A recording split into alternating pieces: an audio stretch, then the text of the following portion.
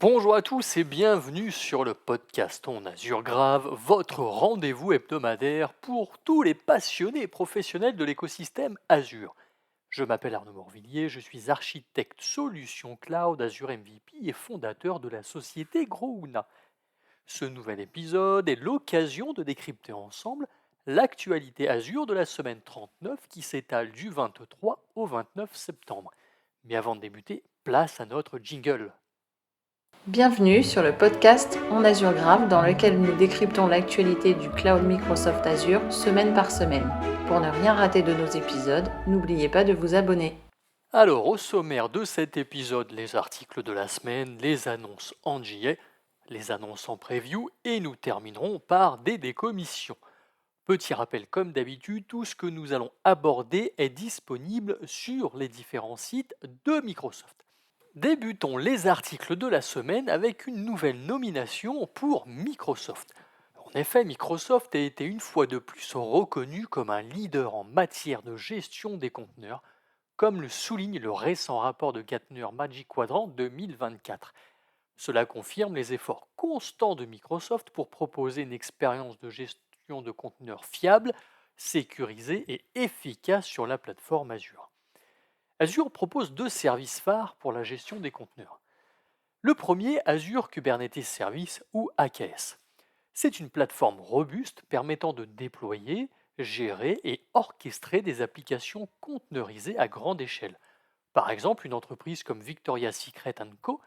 a pu atteindre une disponibilité de 99,99% et multiplier ses déploiements, passant de 9 à plus de 3300 par an grâce à AKS. Le second service est Azure Container Apps. C'est un service de conteneurs sans serveur, centré sur le développeur, qui permet de déployer rapidement des applications sans se soucier de l'infrastructure sous-jacente. Fujitsu, par exemple, utilise Azure Container Apps pour améliorer la productivité de ses développeurs sur sa plateforme DXP Cloud.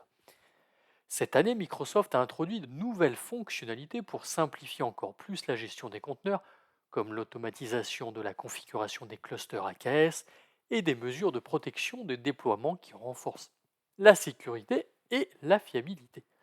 Ces évolutions témoignent de l'engagement de Microsoft à fournir des solutions toujours plus performantes pour soutenir les entreprises qui souhaitent innover. Autre salle, autre ambiance. La confidentialité et la sécurité de données sont des enjeux cruciaux et c'est là que le service Azure OpenAI de Microsoft se distingue en proposant des contrôles de sécurité et de conformité de haut niveau, répondant aux besoins des entreprises qui veulent intégrer l'IA tout en maintenant un haut niveau de protection des données. C'est ce qui a motivé des entreprises comme KPMG, Heineken et PwC à adopter cette solution.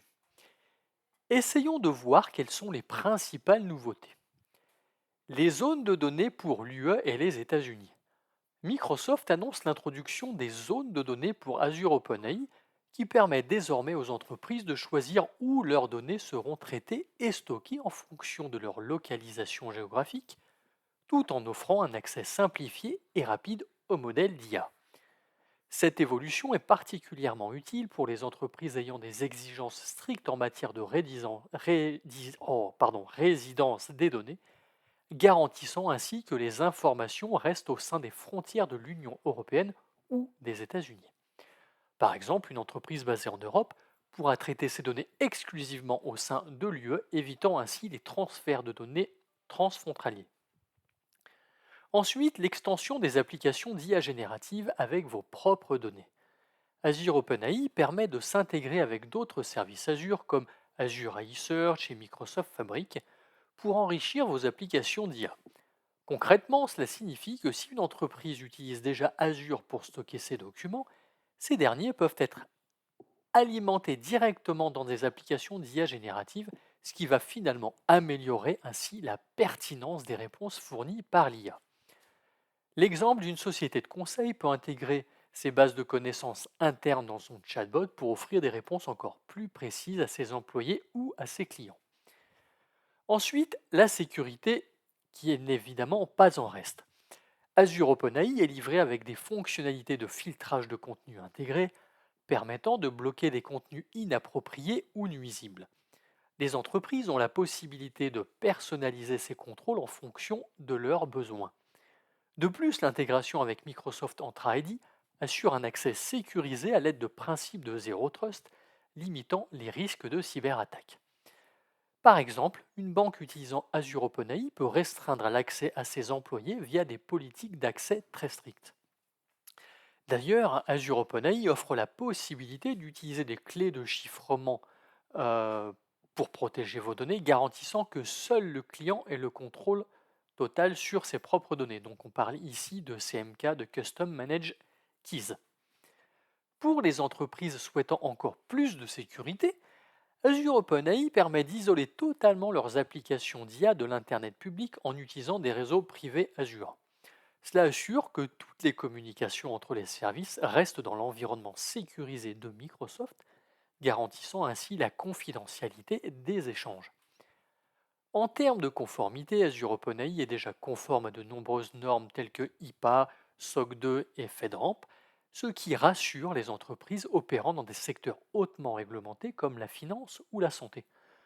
Par exemple, une compagnie d'assurance peut déployer Azure OpenAI en toute confiance, sachant que les exigences de sécurité et de conformité de son secteur sont respectées. Bref, si vous aviez quelques doutes concernant l'utilisation de Azure OpenAI Service, j'espère que ces quelques lignes vous auront rassuré. De nombreux clients repensent l'avenir de leur environnement VMware et cherchent à gagner en agilité et en innovation en se tournant vers une plateforme cloud. L'une des options les plus efficaces est Azure VMware Solution ou AVS, proposée par Microsoft, qui permet de migrer facilement et rapidement des charges de travail VMware vers Azure tout en conservant les outils et les compétences VMware habituelles. Cette solution propose d'ailleurs plusieurs avantages. Une migration facilitée. En effet, AVS permet de transférer les charges de travail existantes vers le cloud sans avoir à les adapter ou les refactoriser. Cela signifie que les équipes informatiques peuvent continuer à utiliser leurs compétences actuelles tout en apprenant à gérer un environnement Azure. Un environnement cloud VMware entièrement géré. Il va sans dire que Microsoft prend en charge l'infrastructure cloud ainsi que les logiciels VMware, ce qui va libérer les équipes de la gestion des aspects techniques complexes. Ensuite, une flexibilité avec VMware Cloud Foundation, VCF. Que vous ayez déjà un abonnement VCF ou non, Azure VMware Solution offre la possibilité d'exécuter des environnements VCF dans Azure, ce qui permet de profiter des avantages du cloud tout en conservant les technologies VMware. Deux options d'achat sont proposées aujourd'hui. Avec VCF inclus, vous achetez la solution directement auprès de Microsoft avec la pile VCF intégrée, ou alors avec un abonnement VCF portable. Si vous possédez déjà un abonnement VCF via VMware, vous ne payez à Microsoft que le service AVS. Et pour vous aider dans votre choix, peut-être que la corde financière vous fera réfléchir. Microsoft propose une offre prolongée jusqu'au 30 juin 2025 qui inclut une protection des prix pendant 5 ans et une remise de 20% sur les instances réservées d'un an. Cela signifie que les clients peuvent économiser de manière significative tout en bénéficiant d'un environnement cloud sécurisé et performant. Alors maintenant, si vous recherchez toujours une alternative à vos environnements VMware existants, voici une solution clé en main qui pourrait peut-être vous satisfaire. Nous en avons terminé avec les articles, nous pouvons passer aux annonces en JA. La première concerne Azure Virtual Machine et plus particulièrement les VM confidentiels, puisque l'équipe produit annonce de nouveaux GPU, à savoir les GPU NVIDIA H100 Tensor Core, disponibles dans la série NCC H100 V5. Ces dernières permettent aux clients de migrer leurs charges de travail les plus sensibles et gourmandes en GPU vers Azure avec un impact minimal sur les performances et sans modification de code. Côté AKS, maintenant qui supporte l'option FIPS Mutability pour les nœuds Linux. Alors la norme FIPS est d'ailleurs déjà disponible à la fois sur les nœuds Linux et les nœuds Windows, mais pour le moment l'option FIPS Mutability est disponible que pour les nœuds Linux. Pour rappel, la norme FIPS pour Federal Information Processing Standard 140-2 est une norme gouvernementale américaine qui définit les exigences de sécurité minimales pour les modules cryptographiques dans les produits et systèmes informatiques. Ce n'est pas tout sur AKS puisque l'équipe produit annonce un support à long terme pour les versions 1.27 et 1.30 de Kubernetes. Ainsi, s'il vous reste des clusters avec la version 1.27, sachez qu'elle sera supportée jusqu'en juillet 2025, soit un an de plus que le support proposé par Kubernetes. Concernant la version 1.30, elle sera quant à elle supportée jusqu'en juillet 2026. Pour les utilisateurs de Redis Entreprise, sachez qu'un nouveau SKU fait son apparition, à savoir le E1, qui est d'ailleurs le plus petit en offrant 2 CPU. Azure Cosmos DB continue également son petit bonhomme de chemin en proposant la mise à l'échelle dynamique, idéale pour vous aider à optimiser les coûts de vos charges de travail qui ont tendance à varier pas mal. Passons maintenant au service Azure Database for PostgreSQL pour lequel nous avons 3 annonces cette semaine.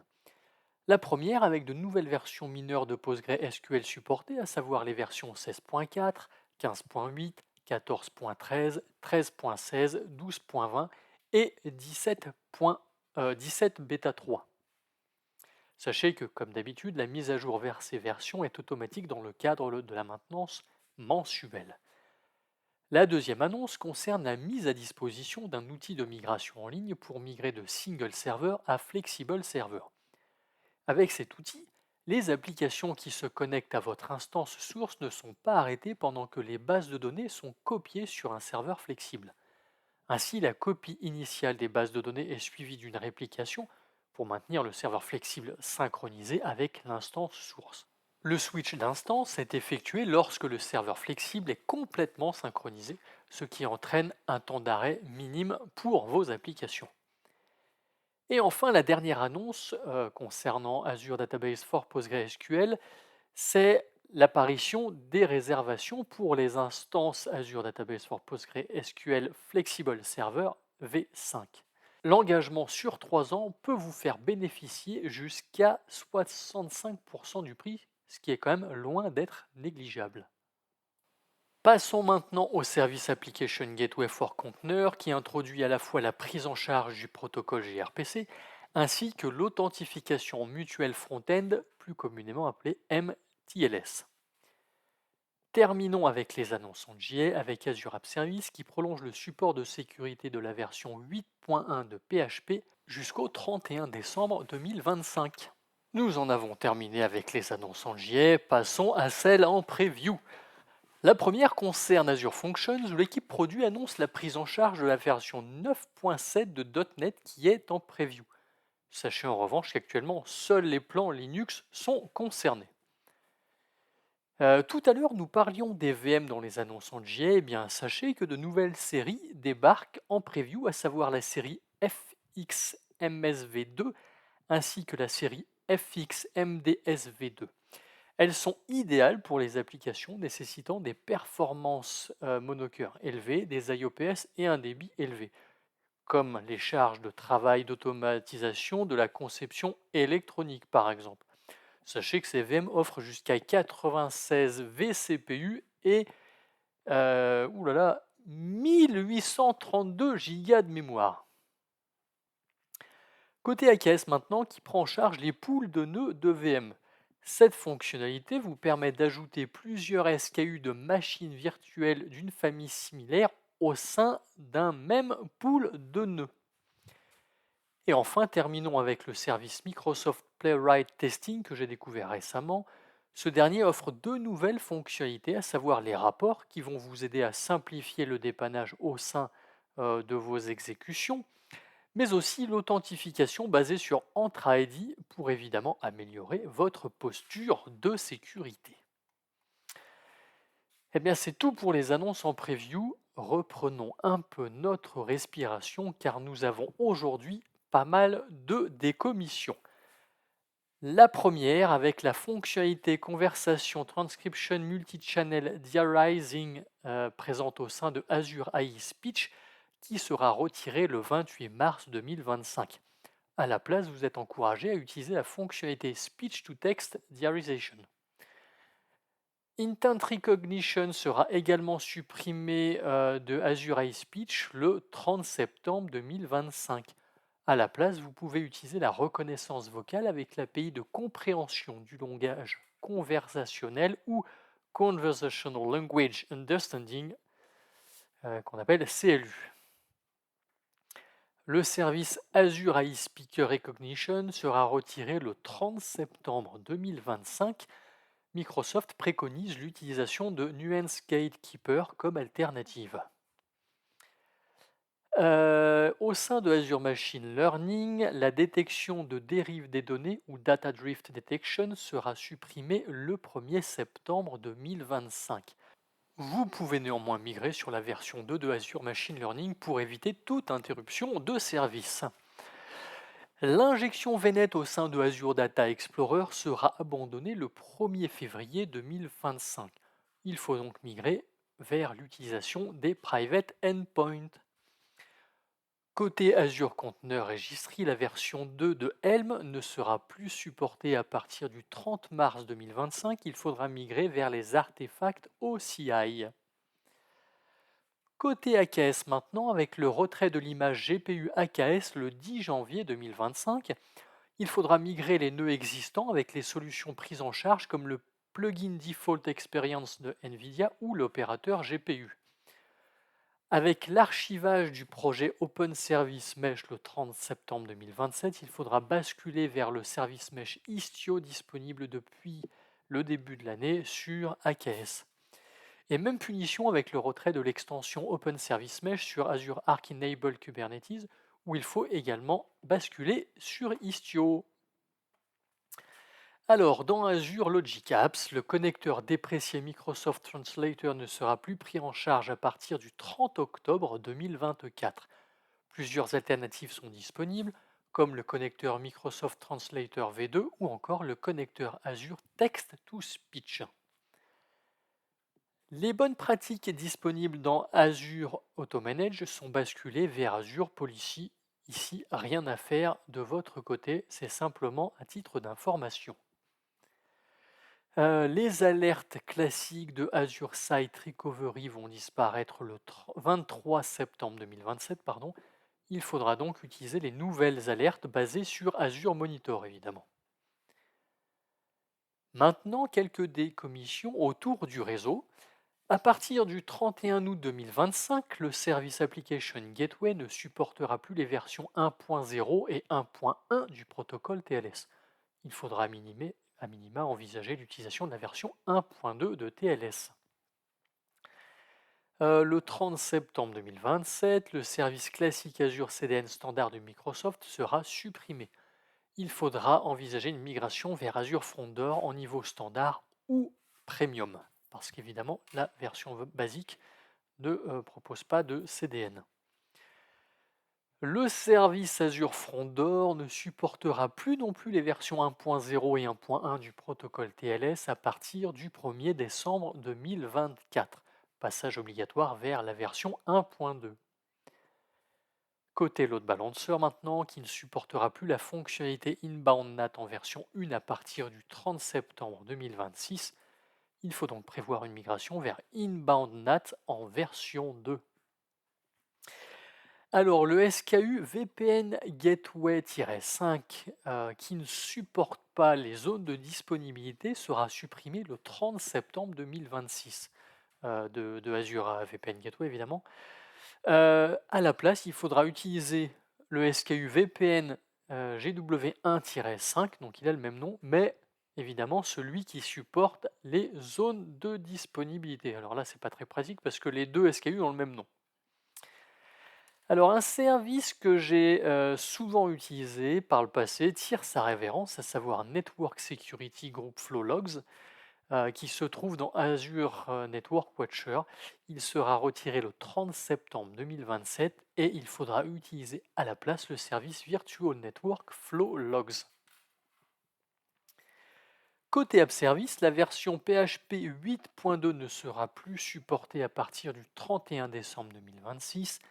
Il faudra donc migrer vers une version plus récente comme PHP 8.3. Cela sera aussi le cas pour la version Python 3.9 qui ne sera plus supportée à partir d'octobre 2025, direction vers une version plus récente comme Python 3.10. Et enfin, la dernière décommission concerne le service Azure Maps. Les API Azure Maps Spatial V1 et version 2022-08-01 seront retirés le 30 septembre 2025. Je n'ai pas trouvé pour le moment d'API plus récente qui pourrait être utilisée à la place. Voilà, notre épisode touche à sa fin. Merci de nous avoir suivis. N'hésitez pas à vous abonner et à partager. Pour ma part, je vous donne rendez-vous la semaine prochaine pour un nouvel épisode. Je vous souhaite une excellente journée. À bientôt.